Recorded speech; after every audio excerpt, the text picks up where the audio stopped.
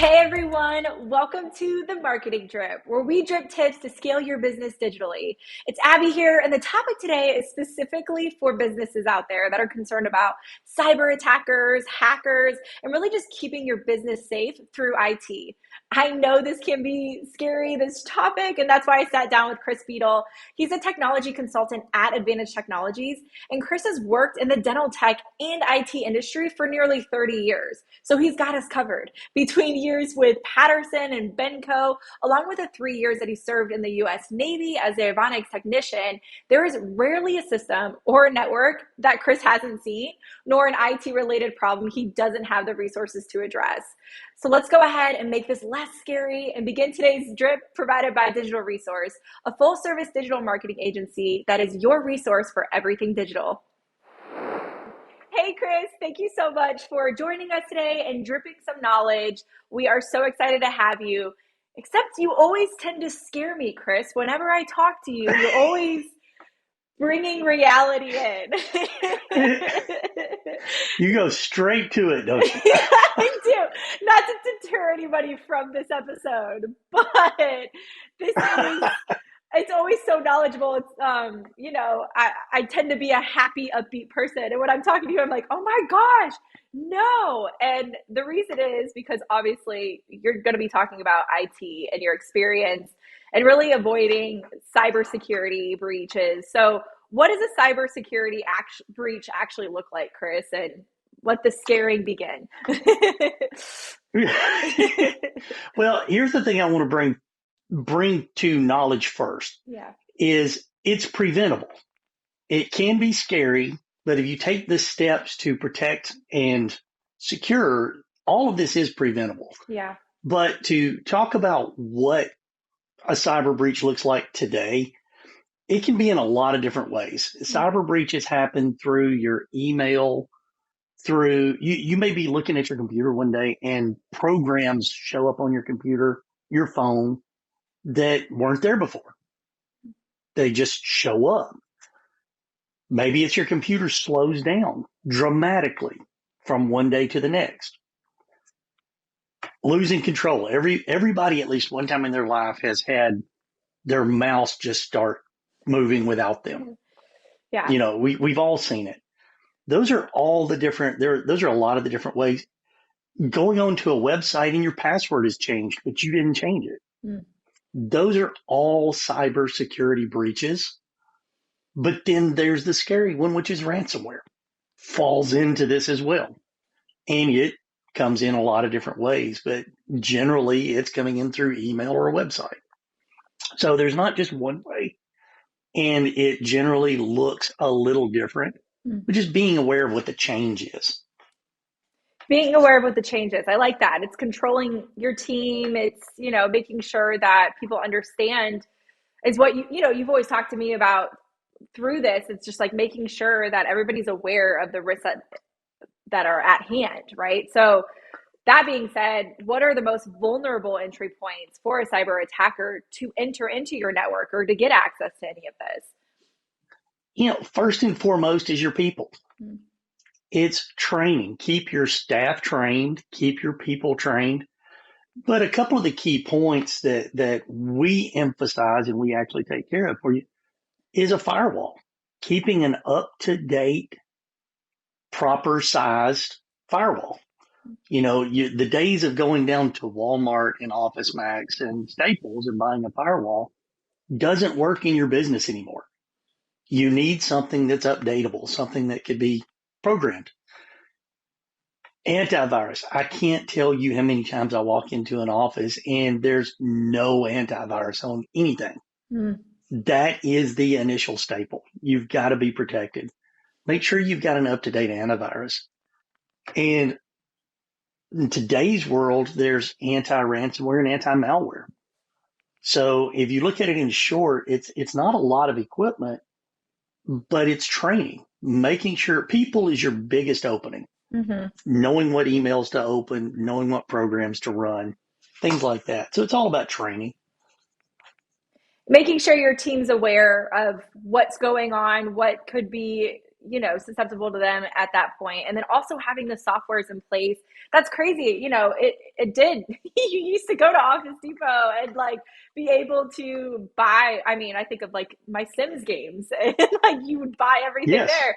But now it's more, so you're saying it's more frequent. Like you have to make sure these updates are happening constantly, because does that have to do with the computers that we have, because the computers are constantly being updated, or that's We deal primarily with medical, dental, small business, legal. okay. So what the difference is in a business, viruses and ransomware changes on a weekly basis. Mm, This is not anything that's, it's once a year.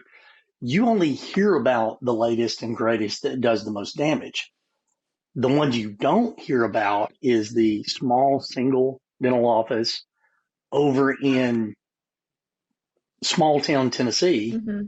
that got hit with ransomware because somebody didn't have a firewall or they didn't have an email endpoint protection. Mm, So there's keeping that up. But when I talk about an up to date and a enterprise or business quality firewall, these products have regular updates. mm. So we, for example, use a product called SonicWall. SonicWall gets an update on average once a week, once every twice a week. Wow. We actually have upgraded. I want to talk a little bit about it here in a minute, but we've introduced our advanced security platform.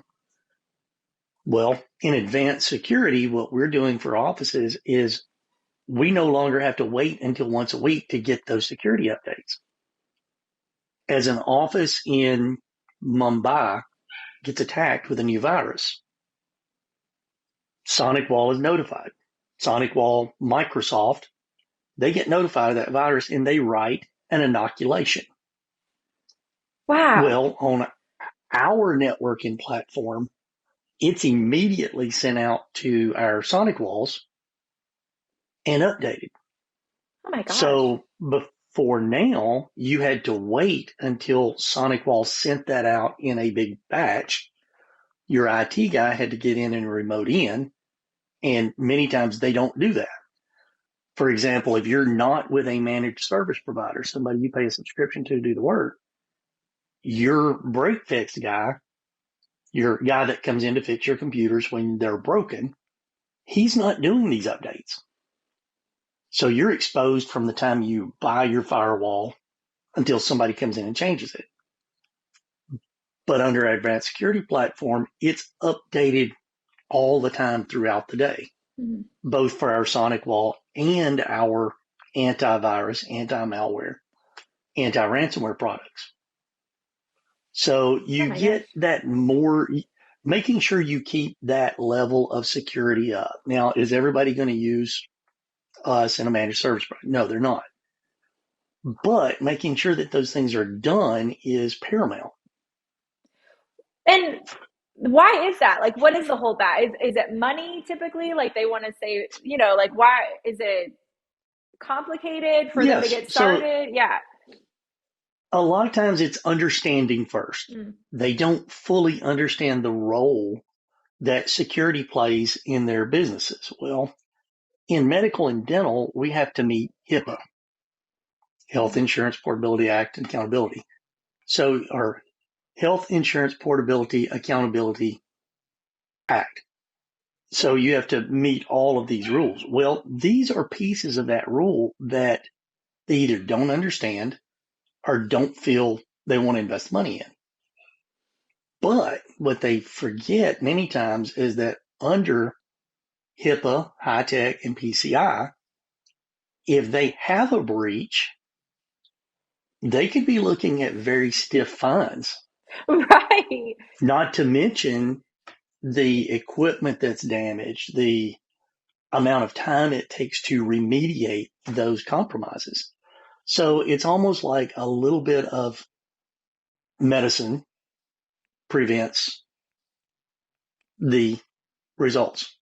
Right, exactly. It's an investment into the practice. Like you want to make sure that you're preventing any kind of, I mean, we have this with marketing too, right? Like it's like, well, I don't know if I see the value, or I don't know if I've got to invest the money. Well, that's the whole point. You invest the money to get that return back.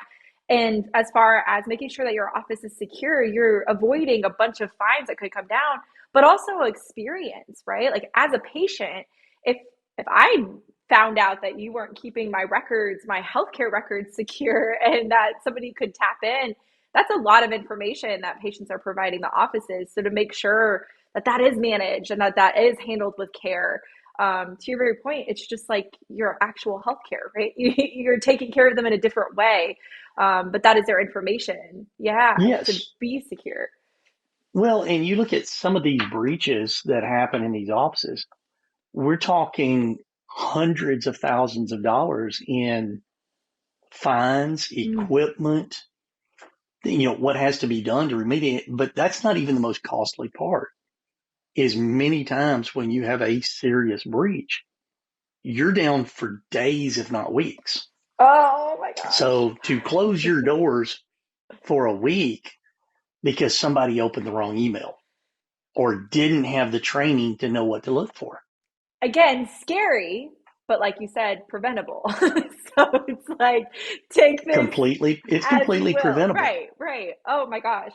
Yes. And so, yeah. And can the average office do it themselves? Mm-hmm. They can if they have the knowledge, but you have to make sure that you're covering all the holes. Well, and again, it comes back to partnerships and making sure that you have the right person in your corner. Yes, you can do marketing. Yes, you can do technology or IT in your office, but is it the best that you could actually be leveraging and making sure that it is going to cover you? Because nothing's more frustrating when you're putting time. You're taking away time from being a clinician or any of your team members from doing their job of why you hire them to do a secondary task that they're going to do halfway, and then you still get fined. So you wasted not only their time, their money that you put in to pay their hourly, but then to your very point, the technology, the fines, closing the office.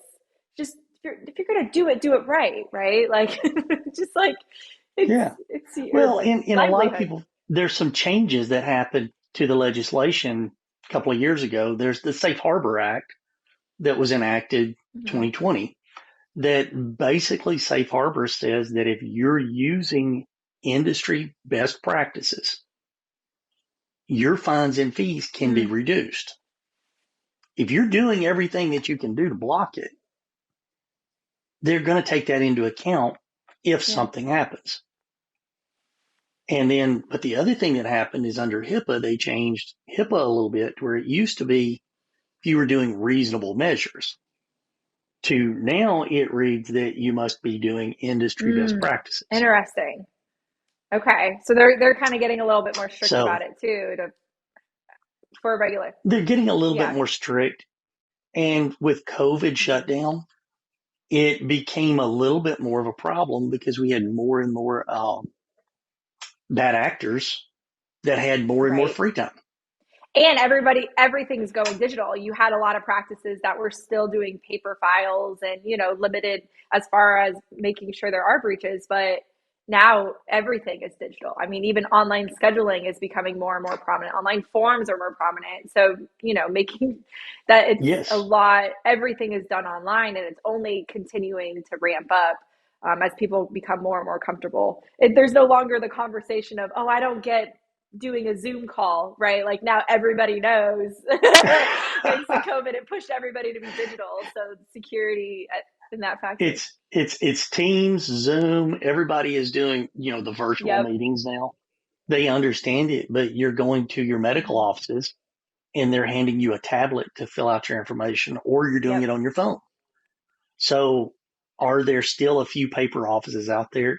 There Yes. are a few, very few. But you're exactly right. The large majority have gone completely digital Yes, and paperless. absolutely. Well, when it comes to money, if that's a, like, oh, I want to do it myself, or which, do what you will. And if you, maybe it's because of cost, maybe it's because of taking on, working with another company.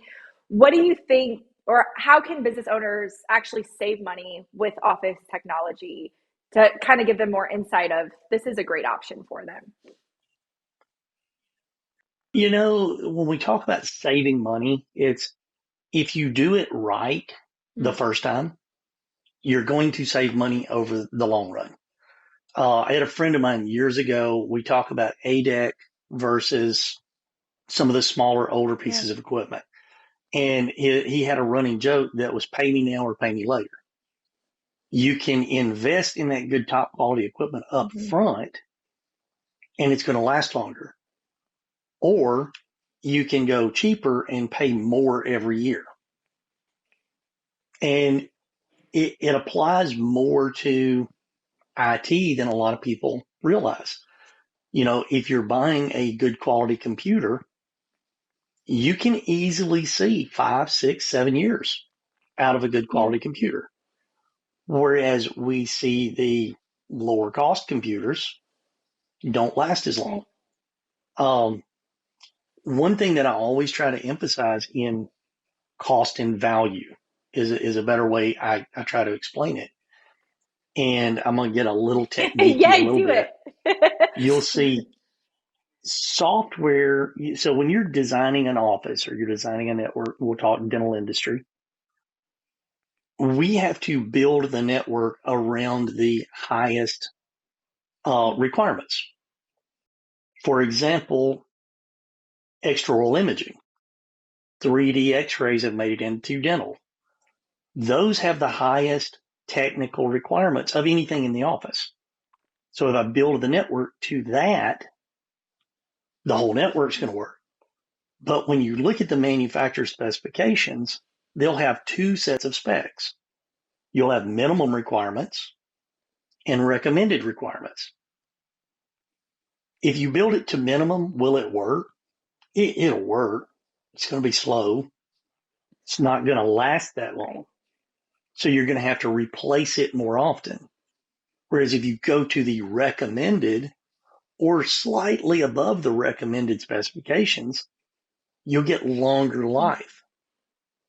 But the nicest part of that is the cost difference between the minimum and recommended today is minimal because we know next year the computer that I buy today, is it going to be more or less expensive Mm. next year for the same exact thing? Yeah, we see that every day with phones too, right? Like I could get the new phone, I could get the older version, but it's going to be more expensive when the next one comes out. Or and I think it's also, correct me if I'm wrong. I mean, it's also where people are at in their business, right? Like if you don't have the funds now, but you are projected for more funds next year, maybe that's when the investment kicks in for the better quality of equipment or whatever that may be. But there's also the option of, are you going to pay more long term? Because if you invest now in the right thing, you have it longer. But it's that decision to make, right? Like Exactly. I think of in college, I bought a laptop that wasn't, or I'm sorry, I didn't. I bought a Mac that lasted me all that lasted me all throughout college. So Chris and I always have a battle about Android and Mac, but it's fine. And Apple, I should say. But I had a friend that got a PC and had it for 2 years. Had to get another one, and it wasn't the best quality, right, of a PC. Let's straighten that out. But got it for more of the price point. Had to get another one another 2 years, and then 3 years, that computer lasted for another 3 years this time. But still, she went through three computers by the time I was with one. Yes, mine started getting slower. So it's like she had a new, fresh computer every 2 to 3 years, and was probably would have almost, it was a little bit more expensive by the third computer, but at the same time I had the same one. So it's preference, right? It depends on where you're at in your business, and what, just knowing what those balances are, that if it comes down to cost, sometimes it's not about that. No, and you hit the nail on the head. And that's why, I'm a technology consultant. So we're Yeah. sitting down and we're talking to the client about where they're at today, where they want to be 5 years from now, and then a path Yeah. to get there, be that keeping their equipment and doing some cleanup, replacing their equipment, and balancing that cost out in what it's at. The other piece to the puzzle is making sure that you keep your software that you're using, keeping it up to date. That's going to increase your speed, efficiency, but also security. So when you talk about how to save money, it sounds counterintuitive to make sure that your software stays up to date, but in Mhm. reality, it's the other way around. You spend a little bit to make it last longer on the software side. Yes. There's a point where you don't invest in hardware. And then, of course, training. Training is always, it's always going to increase your computer's value and your employees' value. I want to drive home on that a little bit as we're talking about computers too, because we hear this a lot, right? The offices have, oh, my computer's slow or it's slowing down. Why does that happen? Like, what is it? Yeah, because we hear that all the time, or we have to wait, right? Like for It, them to get us patient records and yeah, so we started talking analytics. about the first general indication is outdated computers. Mhm. So maybe it's time to replace. It's not always the case. Maybe it's outdated software. Maybe you've not kept up your software updates. The biggest one we see more than anything is your employees having too many things running. Think about your car or your truck pulling a trailer. Your 10-year-old truck is pulling a little bitty 6-foot trailer and has no problems. Well, that's one tab open on your computer. But Great visual. Yeah. you take that same truck and now you hook up a 60-foot camper. That's 15 tabs open. And I walk in Mhm. and the office manager talk about how slow her computer is and they just bought it last year. And the specs may Right. be towards the minimum side, but more than likely they're okay. And I look and they'll have 40 tabs open on their Chrome browser. And they'll have the practice management open in 3 windows and they'll have imaging open and 40 tabs on Google. And all of that takes up that engine power, that RAM and that CPU. So it goes back to a little bit of training. Let's make sure that they understand you can't have 40 tabs open. Keep it to That's 4 to 6. yeah, that makes sense. Yeah. Like the more I love that, the more you're carting, the more it's gonna slow things down. So It, you have to be aware. How often would you say to replace your computer? Does it just matter on the actual technology they have, it, or it really does. Lots of people look at it and say, well, I bought the computer last year. And then I'll come in and look at it and it's 8 years old.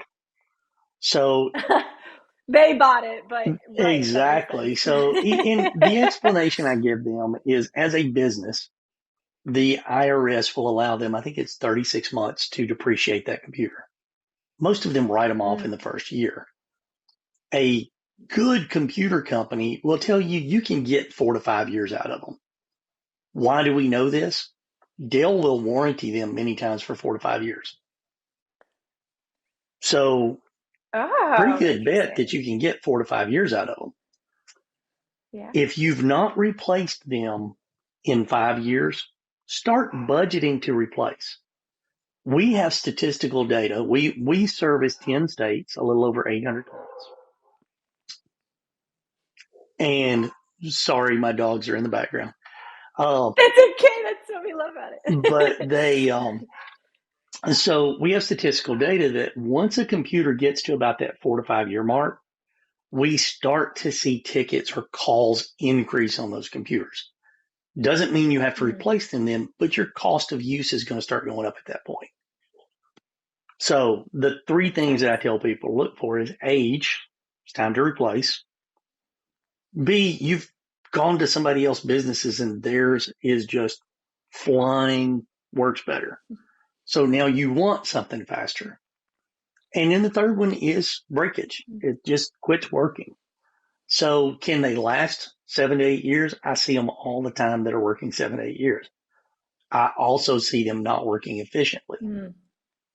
So in a business, if I have a 6-year-old computer that it takes Abby 30 minutes to do this task Right. on, but I can put a new computer in and she can do it in 15, it increases the productivity. Exactly. And we all know productivity and downtime, that's your two biggest, downtime is your biggest killer in an office. Slow computers can greatly impact your productivity without you even realizing it. Yes. That's so strong because it's employee time. So it's just a matter of, is it worth them putting more time, stress, frustration, and potentially putting the task off because they don't want to deal with it. Now, there's so many different elements. And like we said, with digital being such a prominent part of the practice nowadays, you are literally, that is your livelihood of your practice now. Your business, Oh, is all the documentation in there. it's everything from imaging to billing, collecting. Those are all pieces to the Right. puzzle. And the faster you can do those, the more efficient they were. And every time you have to get on the phone to call your IT guy, and this is one of the biggest differences between what we call break fix and MSP. Break fix, you may wait a couple of days for somebody to get to you. MSPs or managed service providers, they generally have somebody on the phone within hours or minutes Wow. to get those issues resolved quickly. And that's just getting you guys back, getting the practice back to make sure everybody's efficient. It's always crazy too, because I'll be on my computer and I'll think everything's great. Like, oh, I've had this computer for a while. And then I get a new computer and it's like, whoa, oh my gosh, I've been missing out on this entire time. Like, are you kidding? But then the fact that you're saying that, yeah, you can actually have things that are updating faster and to even keep things up to date. Yes. Oh my gosh, it's just like another level. Oh, the computing power today is Mm. incredible. I mean, we won't even get into that, but I mean, in 8 years, the computing power has almost tripled. Oh my gosh. That's amazing. 8 years? And yeah, we're talking 6 to 8 years. Wow. You've tripled the computing power of your Okay. machine, and in some cases, even more than that. It all depends on what you're starting with Yeah. to what you're going. I mean, to put it into layman's terms, that's the best way to put it, though. Wow. And it's only going to keep getting faster because that's, again, where everybody's at. So if that's Yep. where the demand is, that's Well, where, yeah, advancements will come. think about think about your internet speeds today. 8 years ago, we were doing good if we had 100 meg internet. Today, a lot, not all, but a lot of offices have gig speeds or Right. better. And now you're seeing in some areas, you're seeing multi-gig Mm-hmm. connections. So we're talking truly being able to, download an album in seconds. Right. God. So And it used to be big time. download one song and it'd take like 3 hours, on iTunes. Well, And think about this. How many people are streaming yeah, movies? And 3 years ago, you were buffering or they would stop and buffer. that's so And true. today, there's no buffering when you have three people streaming. Oh my gosh. That's so true. Or dial up. Oh, take me back. That was the worst. You have somebody call and all of a sudden like you're just cut off from the internet and oh man. Oh yeah, yeah. You Do-do, hear the do-do. you hear the old fax screaming in the background. Yes. I love it. Well, that being said, as far as like advancements and where we've come, not only slow computers come up on occasion for us, but the biggest thing is we work with our clients that obviously everything's in the cloud. That's why we're able to do marketing, we're able to do Yep. internal marketing, is because we can access everything from the cloud. So cloud computing, it's become a major topic of conversation, especially for dental. And like we said, as digital has become more prominent, do you think this is more permanent move going to the cloud? Or do you think this is a trend? And what are misconceptions that you hear a lot about going to the cloud? Well, let's start with the first question. Is Yeah. cloud computing here to stay? Yes, cloud computing is here to stay. Yeah. We will eventually move more and more and more stuff to the cloud. It's going to happen. Today, when I have conversations with my clients, cloud practice management and imaging is not going to be for everybody. Yeah. It's still in its early phases. For example, if we take a cloud practice management and its server based counterpart, The cloud generally is not as robust, Mm, doesn't have as many reports, doesn't do as many things. It's think of it as a smaller version of the server based. Whereas with the server based, it's been around longer, has more reports, and they never are exactly the same. mm, It's one's going to be a little more robust. The server's always more robust, faster. But I also say the reason it's faster is it's all local. mm. So generally, when I'm talking to a client, I will ask if they are a single practitioner in a single building. And I will almost always recommend server is better. Yeah, It's going to be faster. And if I kill everything coming into that building but electricity, they're still going to be working. that's interesting. Whereas if they're cloud based, if I cut off the internet, they're closing the doors Mm, because they can't do anything. that's And internet is a lot more stable today. But the second part to that is we look at multi site practices. They're becoming more and more prominent. mhm. If they have one single database, yeah, we'll weigh out cloud based versus server based. So there's a lot of questions. Is it here to stay? Yes. Is there certain practices or businesses that are better suited for the cloud? Absolutely. Understanding the limitations and what's going to be best for the client is going to be the question Mm. because the cost is not always less expensive. So it's just more based on everybody's situation, what they have. And I think cloud is definitely, it's advancing, right? It's in the early stages of where we're at. And like you said, that's such a great point. Servers have been around for so long. So we know they're reliable. When you point out if the internet goes out, oh my gosh, Chris, I have my home. I guess I watched Smart Home too many times on Disney back in the day that I just like had to have it.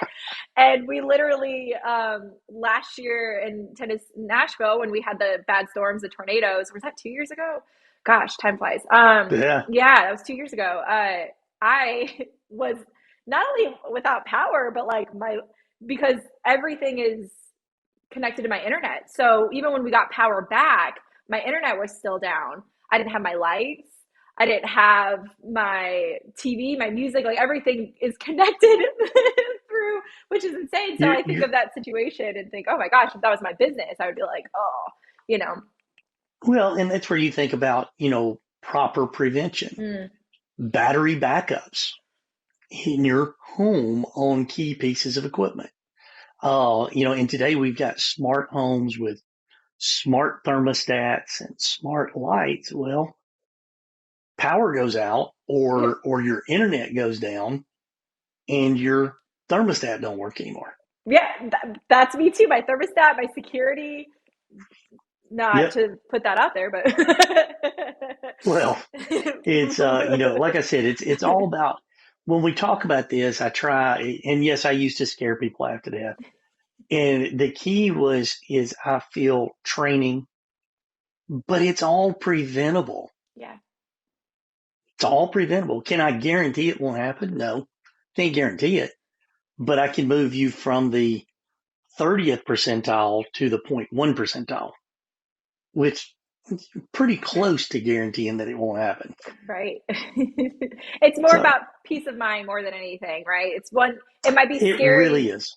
It's scary to hear because it's like, oh my gosh, I could be susceptible. But if you take care of it, if you put everything in place, then it's less scary.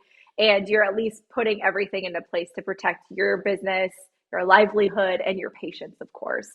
Um, Oh, absolutely. is there any other Well, advice? Oh, yeah, sorry, Chris. no, no, no. And I was going to go back to the cloud computing for a second. One of the things with cloud computing, when you're calculating your cost of ownership, remember that with a cloud, you're paying somebody to store your data. Mm, So that's going to be more expensive. You're going to have a top line internet connection. So the minimum 300 meg by 30 isn't going to get it. mm, You need that gig by whatever, but you're also going to want a second line. in case one goes out, hedging your bets. When Mhm. you factor those costs together for a single practice, single practitioner, you have to balance those out, the cost of the server versus those increased costs on that side. Makes sense. So, Yeah, yep, absolutely. Understand all your options. Make sure you know what's best for you understanding your and options. talk to experts to make sure that you are clear on what, because I think that's always hard too, right? Trying to determine what is best for you based on research, and there's just so much information out there. It's hard. You want to have that your own board of experts or, partners is what we always like to talk to about, is just making sure you have your board of experts that you can go to discuss what's the best option for you. Knowing the people that know the right questions to ask. Yes. Yes, that's so true. Because you don't know what to ask if you don't know enough about it. So That's it. You don't know what to having, ask if you don't know what to ask. and you're able to know so much about so much, you know? Yes. Yes. That being said, is there anything that you would advise any businesses or practices that are starting off that we didn't cover, and what would you tell them?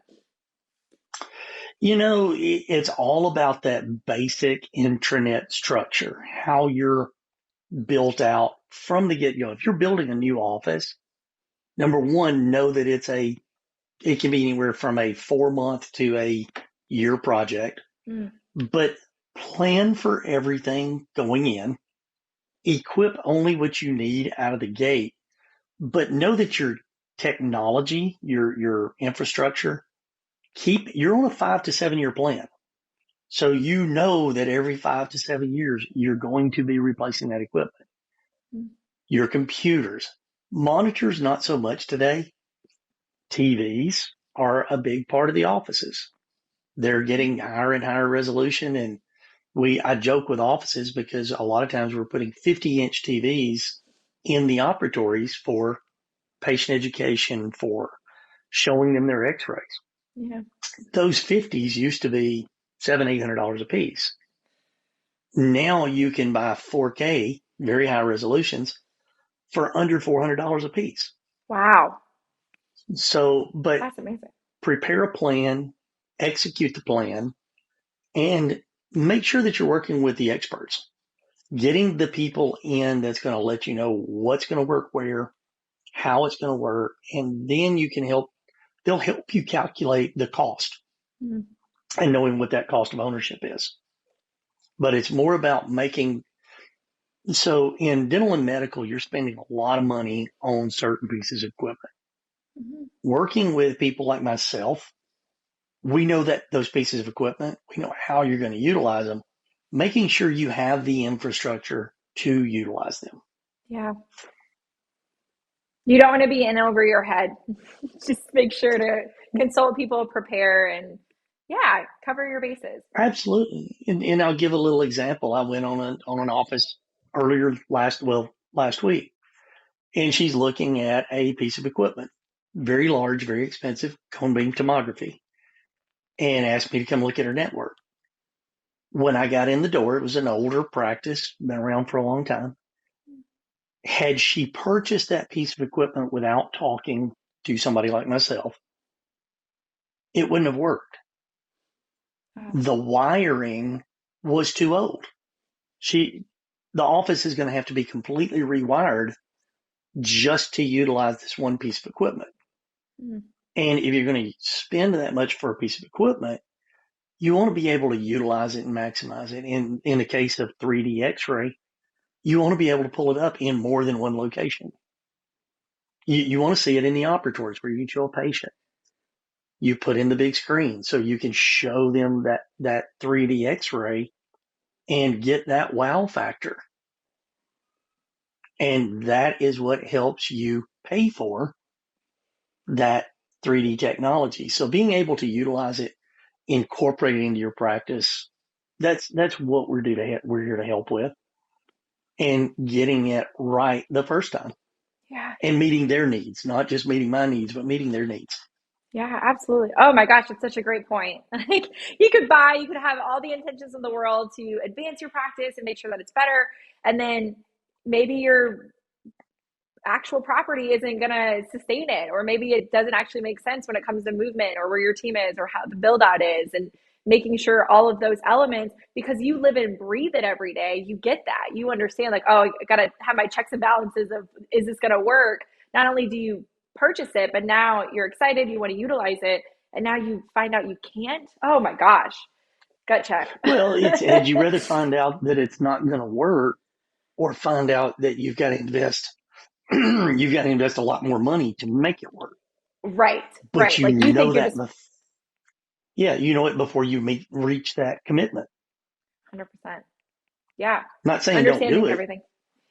Yeah, you still do it. You still may do it, but it's knowing the true cost.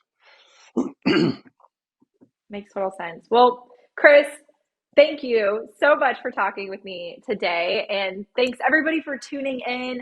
If you want to learn more about keeping your office safe against hackers and you're located anywhere from Michigan to Florida, have Chris and his team take care of you. You can contact them by going to the website at adv-tech.com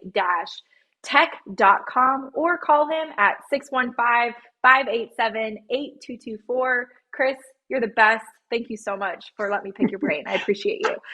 Thank you, Abby. Always It was appreciate fun. it. It was fun getting scared. And now I'm gonna go check all my equipment. Go do the education and get the training and just put the basics in place. When can you be over? Yeah. Thanks again, Chris. Bye, everyone. Thank you, Abby.